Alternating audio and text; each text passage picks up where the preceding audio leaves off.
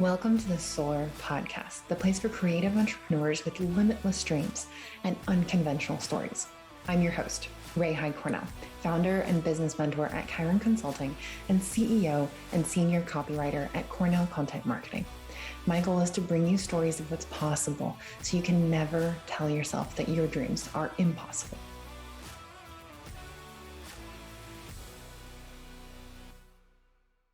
Welcome to today's episode. This is a very special episode because we actually have two wonderful guests with us today. We have Tash Lewin and Julie Lewin.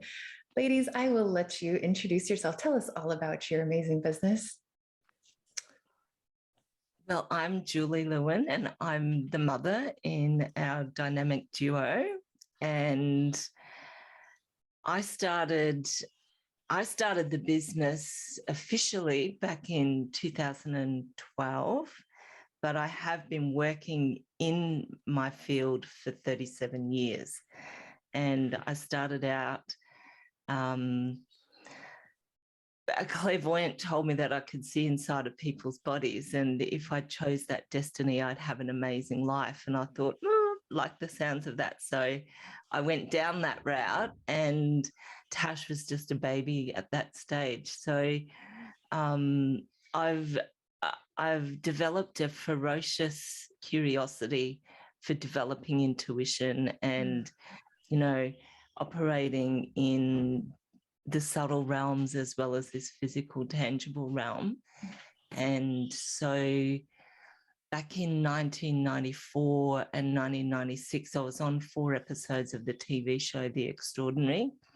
And that was before internet. And so everything was done by snail mail and telephone. And so I got thousands, tens of thousands of letters and phone calls.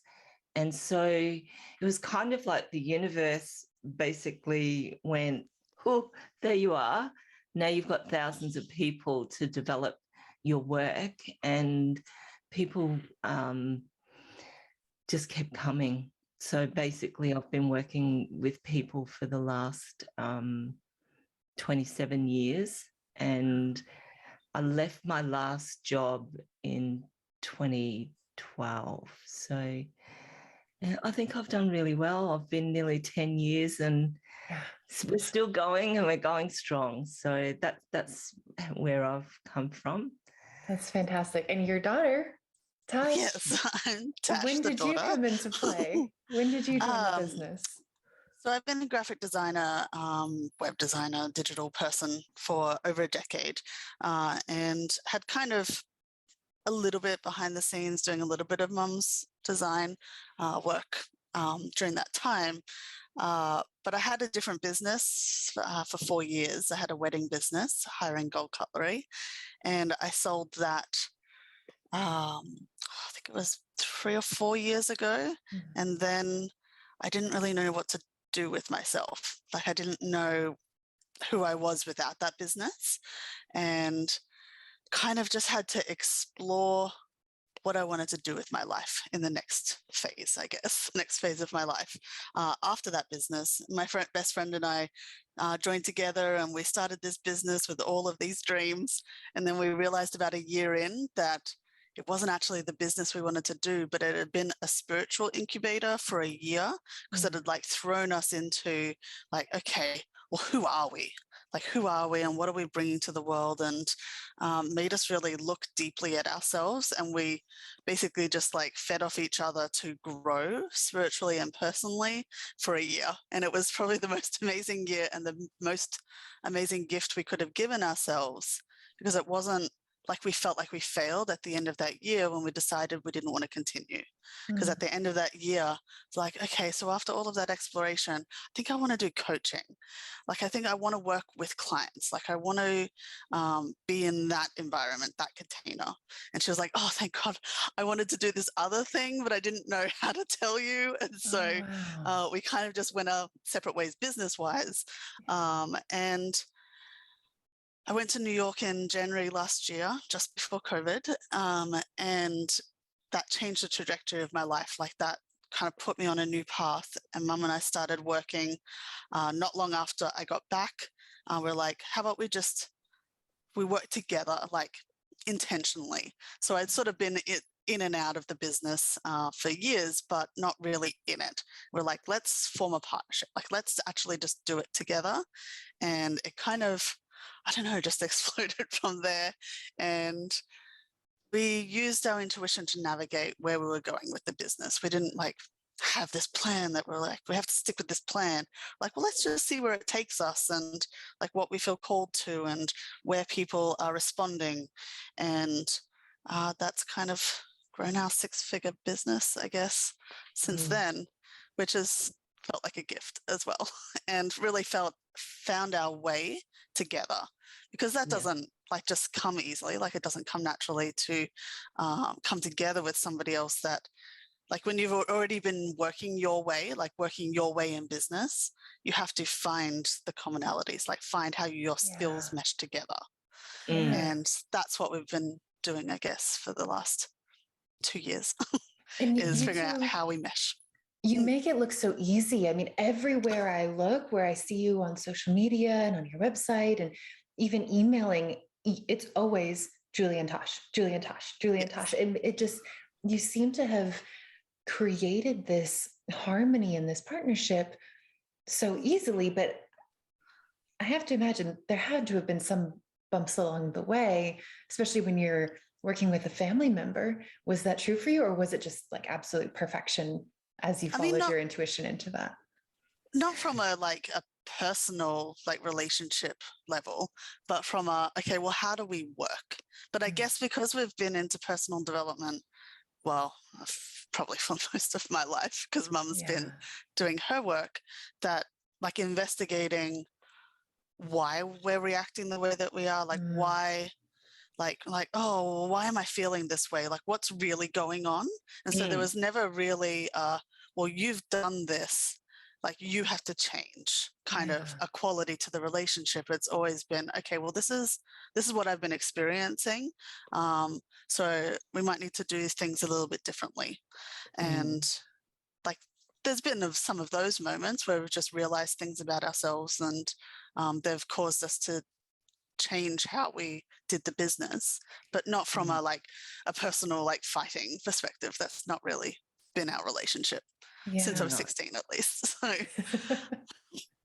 So it sounds like, and I think this is something that everyone who works with someone can relate to, even if they're not a mother-daughter duo. But I mean, I'm thinking of me and my operations manager over at my marketing agency, where there are times when we miscommunicate or we get frustrated with each other. And what you're saying is you really approach that from a place of, there's some information here that we need to uncover that's going to help us move forward. Not, you did this wrong and I'm mad at you, and I'm going to dock your pay or something ridiculous like that happens in the business world. It's more of how can we use this tension that we're noticing to grow forward together? Absolutely. And like from an investigative perspective, like curiosity, like, okay, well, why has this happened? Like, what did I intend when I communicated that? What did they receive? Because communication is fraught. Like, we're taking pictures in our mind, turning them into words, and then getting the other people to hear words and then reinterpret that into pictures. Like, that's a fraught process at the best of times. And so I think asking, like, so what did you think I meant when I said this? Like, actually just clarifying, always asking questions, rather than jumping to an assumption or a conclusion about the other person, and then personally, when things have gone awry, actually just go, okay, so what's probably happened here? And okay, how can I ask that in a way that I can clarify what really happened? And I guess we're just not really jump to assumptions people. And I'm a questioner at heart. I will always ask questions and investigate, dig. And another thing that I like that you said, and I want you to tell me and our listeners more about this, is you said that you didn't go into your business with a plan. You really just followed your intuition. What does that actually look like for anyone who's listening who might be new to using their intuition or trying to go, okay, I know I'm supposed to have this thing called intuition, but am I supposed to hear a voice in my head? Am I supposed to feel something in my gut? Like, what does that actually look like in practice for you in business? I think what we do is we really observe the thoughts that come through our mind. We observe the signs that are in our environment. So there's this whole language that nature provides to us that responds to our energy. And I liken it to, if there's going to be a tsunami, all the animals, they head for the hills 24 hours before the tsunami. So how did they know? Like, the earth was already giving signs and signals to everyone. Something's going to happen. There's a shift coming. So all the animals head for the hills. All the humans go out and go, where's the water all gone? Yeah. So, you know, the animals know, but we have that animal instinct within us, but it's kind of been taught out, filtered out, or the Indigenous cultures in the world, like the Aboriginals in Australia, the Indians in the US, all the Indigenous cultures, they know this language. They know how to read the signs of the environment, how to read the signs of nature. So I guess we set about learning the signs so that instead of deciding on a plan and forcing our way through, we look for the signs and we dance with the intuition to navigate rather than like forcing or pushing. Yeah. There's something less stressful about that. And, you know, the World Health Organization says that stress is responsible for 70 to 80% of all illness in the world. So we're really big on walking our talk rather than talking the talk and then having people observe us do something else.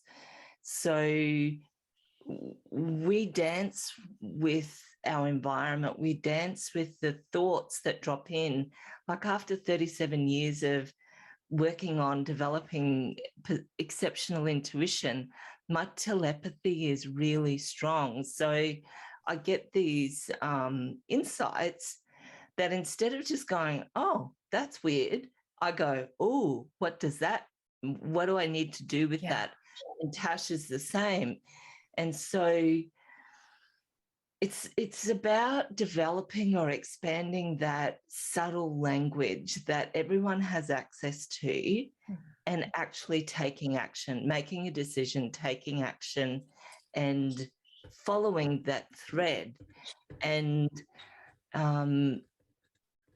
we also looked at human design, and I love human design.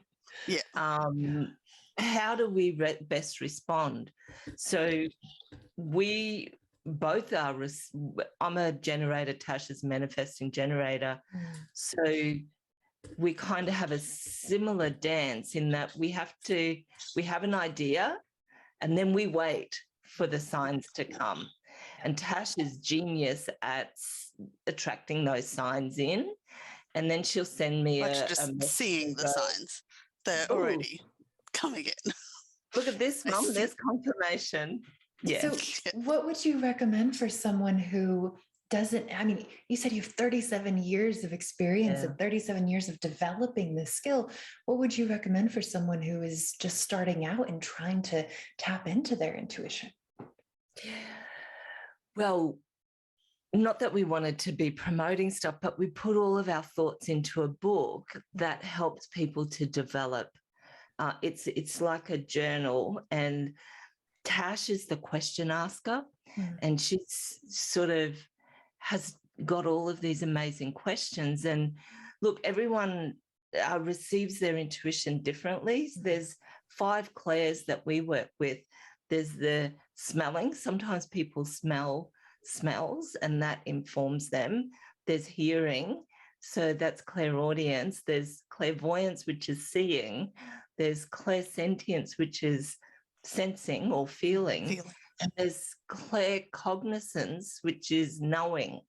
So sometimes people say, I don't know how I know, I just know. Yep. So we've taken all the language for the different clairs and put them into a book and said, now observe yourself. Observe how you receive. And once you know what your clair is, once you bring something into your, is it zeitgeist? Zeitgeist, Zeitgeist, it just keeps into your awareness. Yes. Coming and you go, oh, and there it is, and there it is, and there it is. But you have to start with a curiosity of wanting to know, what else am I being informed about? So it's that awareness piece of, I'm receiving information, I just need to shut up and listen.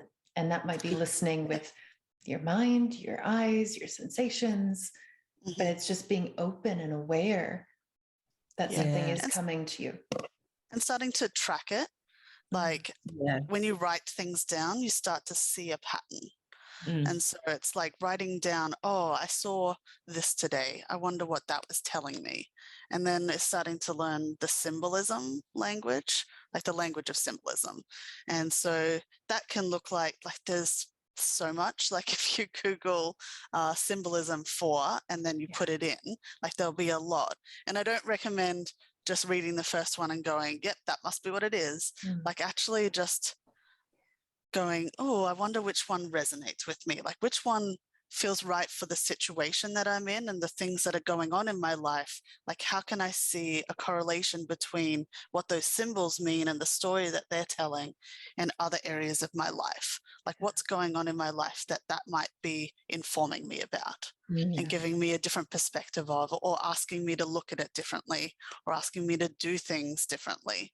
And I guess we just kind of do that unconsciously now. Like, well, I certainly do when unusual things happen. So when it's something that's like pulls your awareness, like it pulls your attention, you're like, oh, that's different. What could that mean? Yeah. Like not what does that mean, because like we create meaning, but like what could that mean for me? What could that be telling me? And that's just become our daily practice. And there's a bit of a rush in the body when you have to inspect something. So it's not just your mind. There's a dynamic between the body and the mind, and they work together. I know this sounds odd, but symbiotically. There's a symbiosis to the mind and the what happens in the body that actually says, explore that a bit further. So that may be the answer to the question that was kind of coming up as you were talking, Tash, which is, I feel like there's this skepticism around intuition and, following the signs. And I'm a huge believer in intuition and the universe. I tell this to my husband all the time. I'm like, the universe loves me. Everything that I wanted, it happened. Something happened to him the other day. And I was like, the universe loves you. He's got your back. You're good. Yeah. I'm a huge believer in that. But you said that you Google what signs and symbols mean. And that I felt myself bristle at that a little bit, because, and the same thing happened when I was reading Gabrielle Bernstein's book, and she was talking about when she was on her journey to fertility and having her child, she saw wild turkeys go by, and she Googled, what's the symbolism of wild turkeys? And Google told her, oh, Google wild turkeys mean fertility. And so she then thought, oh, my baby's on the way. And in my head, I'm like, that's Google. You can't trust Google with intuition and things like that. So how does that? It's not Google, like Google the company saying it. Right. Like there's articles written by people with knowledge of intuition. And that's why I don't just go to the first meaning, like, because sometimes I'm like, oh, no, that doesn't resonate with me. Like, that doesn't feel right. And then I'll like kind of go over all of them, at least the first page. Like, I'll go and I'll look at all of them, and then I'll see what my intuition is telling me. So it could be either way. Like, for people who are new to intuition, I wouldn't say just go to your intuition first and foremost, because they're not practiced at that, and they won't necessarily trust what they're being shown. And so as a first step, looking at what different teachers are telling you about these different meanings, and then feeling within your body, or seeing what visions come to you, or what knowledge drops in around that, and go, oh, okay, that might be what that means for me. And I think it's always with open curiosity, like not going, well, it must mean this. It's going, oh, well, what if it did mean this? Like, what if it could mean this thing for me? What would that be telling me? What would that be showing me? What could I take from that? And what could I learn? And just keeping an open mind about it always, like not being certain about anything. Unless because you have certainty that like blocks you. Yeah, I mean, that reinforcement of your gut intuition. The thing with certainty is it blocks you from receiving any new information. And so if you're not holding like that certainty and going, okay, well, what else could it be telling me? And you just constantly be receiving signs and signals.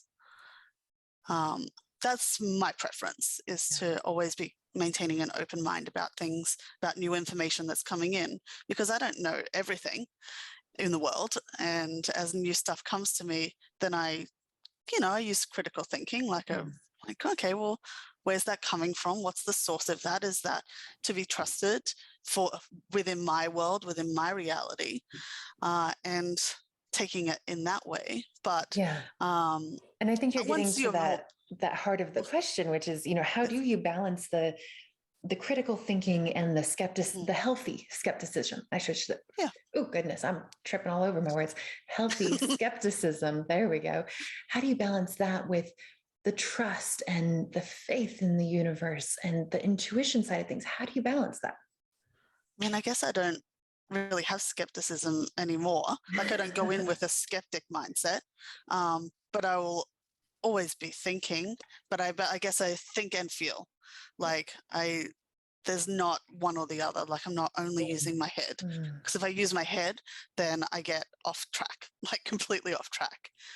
But if I only feel, then that feels out of balance for me. Like, I like to think about things and ask questions, and but not asking questions from a, well, I don't trust it perspective, like asking questions to clarify and to explore further, like to go, okay, well, where else could I look? Like, what else could I learn? What else could somebody else tell me? But not from a, well, I don't trust that person, and so I'm going to look at this one instead. But like getting just, I guess, a broad perspective, and then figuring out what bits I'm taking into my worldview. Very well said. And the other thing that brought up for me, Ray, is what humans are doing is seeking validation of the thoughts that they're having. So when I look on Google, Mr. Google, Dr. Google, I already have a sense of what I think it is. Then what I'm doing is looking to see if that's validated. And if it's not validated, then I ask, well, what made me think that? What other signs were going on that made me even think that? And I think everyone really wants to be validated. Oh, excuse me. Losing my voice there. Everyone wants to be validated. And I think one of the things, and this is just dropped in, so you're literally witnessing something dropping in that I feel is really important, is where I believe people don't trust their intuition is they'll get an intuition and then they'll share it with someone, and that someone invalidates it. And they say, no, you're wrong. that's not true, that's not correct, but that person is actually not being truthful. And they think that by saying, no, that's not true, that they're protecting the other person, but they're actually invalidating their intuition. So then what happens is if ever since you've been a child, the people in your environment have been invalidating your intuition, then when you become an adult and you're allowed to be a free thinker, you actually don't know how to trust your intuition. So an example, what's an example? So I might come in and I'll say to my husband, are you okay? And they'll go, yeah, I'm fine. But there's something in your spidey senses that's saying they're not okay. Yeah. So the person you said, are you okay? They have invalidated your intuition. And then a day or two later, they might say, oh, I'm really worried about X, Y, Z. And you go, but I asked you and you said no. They just weren't aware of it yet. Correct. Yeah. Yeah. Or they didn't want us to talk about it. But instead of saying, no, I'm fine, if people say, you know what, your intuition or you're spot on, but it's not something I'm ready to talk about. That's validating the person's intuition, but still maintaining their privacy. Yeah. And so I think if we want to change the world, it's actually that people take responsibility for what they communicate when they're responding to somebody who voices their intuition. They're not going to say, oh, my intuition says X, Y, Z. They're just going to come out and say, this is what I'm sensing, this is what I am feeling, or are you? They'll ask a direct question. And then if that person denies it, then there's oh, I got it wrong. I got it wrong. So they're reinforcing that they're wrong in their intuition when it's actually correct. Yeah. It's like people, and I don't like to use disaster, but you hear stories about the Twin Towers, how people were meant to be there and they went somewhere else. Yeah. Because they followed an intuition. Yeah. They might not call it that, but they had this sense to not go there. So that's actually given me goosebumps. But that's what I'm talking about, is to trust those, we call them hits. Yeah. They're a little, phew. So take it in and go, oh, if I follow that, where will that take me? Yeah. And that's how we live. We feel like we live ordinary lives, but we do it in an extraordinary way. Yeah. And I think what you do, it takes a certain amount of either courage or faith, because I'm thinking of a lot of our listeners right now who might be feeling like something is pulling me in this direction, but that seems scary or reckless or irresponsible, or, you know, especially if someone is, let's say, considering leaving a full-time job with a paycheck and health insurance benefits, but their intuition is saying, no, go do this thing, go freelance, go be your own boss. And that thing, based on what our society has taught us, seems like the scary, irrational, irresponsible choice. And so then this war is going on, the logical brain versus the intuitive brain. And, you know, I run a workshop called the Six Brain Circuit. And so I'm pulling language from that, because that's the way I've come to understand these tensions that happen within us. What would your advice be for someone who is feeling that and they don't know which path to choose? And it seems really terrifying to go down that one that they want to choose. So I think it's important to take one step at a time and not be looking at the destination and going, well, there's so many things I need to do in order to get to that destination, and not and be able to like replace my income. Like they've gone to the destination first, like, oh, it's going to take so long to get there. But instead of doing that, taking like, well, what's one tiny first step towards that you can take? And then what's the next step that you can take? And not quitting your job before you know what your plan is, like before you know where you're going and what you're doing. Like just taking one step and go, okay, well, what's the first thing that I could do in order to get there? And just bringing some of the like the hope. Because if you're like, I've been there, if you're like hating your day job and you're like, it's causing me so much tension and stress, like I have no hope. Like, is this going to be my life? Like starting to inject some hope for something else can kind of lift the tension of being in that job. And you can just start taking small steps to get there, and then just follow that thread. And then at some point, like that might then expand. You're like, oh, I can quit my job today. How amazing is that? But you haven't like, I think there's this interesting rhetoric that's like, go all in, like go all in on yourself. Not taking into account like any responsibilities that you have in your life, like family members or like children, dependents, like that actually will cause more stress and tension. Just jumping straight into it with nothing, no safety net, like nothing behind you. Like obviously if people have savings, then that's a different story. But if you haven't built up that savings behind you, going in with the desperation of needing to make money changes the energy of the business. Like it changes how you interact with people and what you're bringing to the world. And so by removing the desperation feeling, you can actually just follow the magic. Like you can follow your intuition and where it's taking you, and be curious and follow the path as it unfolds before you, rather than going, no, it has to make money, so I have to make these decisions. And there's like a tension being held. And then other people can feel that. Like other people that might be your clients, if there was a relaxedness to it, put off, because they can feel the desperation, they can feel the tension. And so it actually repels the thing that you're trying to attract into your life.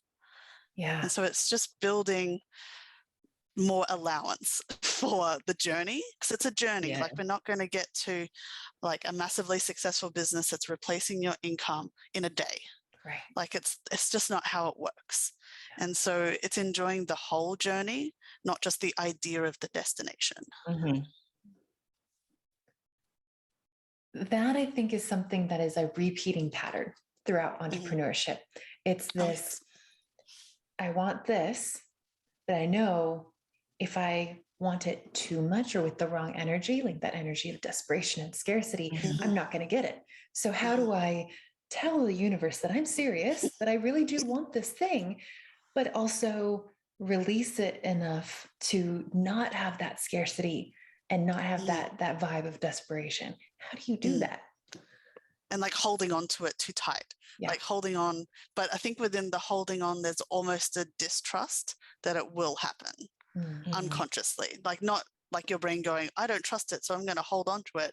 But there's almost that energy of, well, if I'm not holding it, then how am I telling the universe that I want it? And there is that kind of middle line of not seeking or avoiding. I'm going to let Mum talk about that. But like that's really important, is like the middle energetic line. And you can talk about that, Mum. So when we seek, when we're really wanting something and we're seeking it, my experience has been that it just remains elusive, like it's just out of grasp. And so then what happens is I give up on that and I release that seeking energy, and then I come back to this middle line of equilibrium. Oh my God. And then I think, oh, I don't want that to be part of my life, so I'm avoiding that. But as I'm avoiding it, it's actually chasing me. It's relentless in its chasing of me. And as much as I try to avoid something, it follows me. And so then I go, oh, okay, I give up. That I give up is surrender. And then I come back to the middle line and then I go, oh, now I can breathe again. And then I go, yeah, but I want that thing. And so then we're zigzagging through life of seeking and avoiding. And what we seek follows us or chases us. What we're avoiding chases us. What we're seeking, it just remains out of reach. And so, you know, anything that we're doing, whether it's our personal life or in our business life, there's also the dance of understanding what our energy does. And so I've learned if I'm seeking something, I just ease back on that and allow it to come to me, because if somebody or something actually comes into my radar, then I'm not repelling it. And that's actually an art. It's a dance. And when you start, you don't know the rules. You don't know how far you can push before you're actually pushing it away. You don't know how far to avoid before you're actually pulling it with you. It's something that you have to learn within your own being. It's not something that a teacher can teach you how to navigate the middle line or the line of equanimity. It's finding that balance within. And so a few years back now, I can't remember how many years, maybe 4 or 5, I started taking photos of flowers in my garden as my way of coming back to my center. I'd be in my office, I look out, there's beautiful flowers, and I go, you know what, I'm done with being in here right now. And I'd get my phone and I'd go outside and I'd take photos. And what I noticed was that flowers started, there was no breeze, but when I came close and tried to hold myself still, the flower would move. Mm-hmm. Yep. And you know, you can't take a crisp photo if the flower's moving. And so then I'd go, oh, I'll just hold my breath and still my energy, and then the flower would stop. So then I get my shot and I get this beautiful photo that seemed to have more energy in it than other photos. So I practiced that seriously, Ray, for every day. Yeah. I do 20 minutes of that. So what I learned was how to quickly center my energy. And because if I want to take a photo, I had to do it fast. Yeah. And so that led me on to this whole adventure with nature, with flowers, that had a ripple impact in my business, that I was able to be laser focused in helping my clients with their problems and going like, whoa, if I just still my energy and listen, the solution just drops in when I find my balance, when I find that still spot. So, you know, in the great tradition, the spiritual teachings, they say you have to find the stillness. But let me tell you, I tried for 3 years to find the stillness with my mind, and I couldn't find it, because stillness is not something you can mindfully find. Yeah. Stillness is something that you be. And it's usually you discover it or experience it when you let go of everything, as in you just go, oh, I'm done. I'm just going to sit and not think of anything. But if you say, I'm not going to think of anything, so what happens is you're just going to think of things. So, Yeah, exactly. It's a discipline and it's a dance. But I found with nature, with taking the photos, that it absorbed me. It blocked out everything else, except I looked at my phone and I go, is that flower crisp? And can I hold my phone still enough to press the button and capture all of that? And I taught myself. So I just kept practicing. Yeah. So, it sounds like there's so many parallels in what you're saying. And it sounds like, especially in our hyper digital lives, I love that you said zigzagging. We are zigzagging. We are constantly diffuse in our attention and our focus. But what you're really talking about is, instead of chasing after the goal or chasing after the dream, attracting it to you 100%. with that stillness. Yeah. 100%. Amazing. Absolutely amazing, ladies. So if people want to learn more about you, check you out, potentially work with you, where can they find you online? So our website is lightcodelab.com is our product website. It's where our card deck and our books are. But also julieandtash.com is where our coaching work exists. Perfect. And we will put those links in the show notes. Thank you so much for being here with me, ladies. This was mind-blowing. I know I have another session after this, but I'm like, I want to go journal. I want to go write some stuff down. It's so inspiring what you do. And thank you for being here. Thank you so much for having us. Thanks, ladies.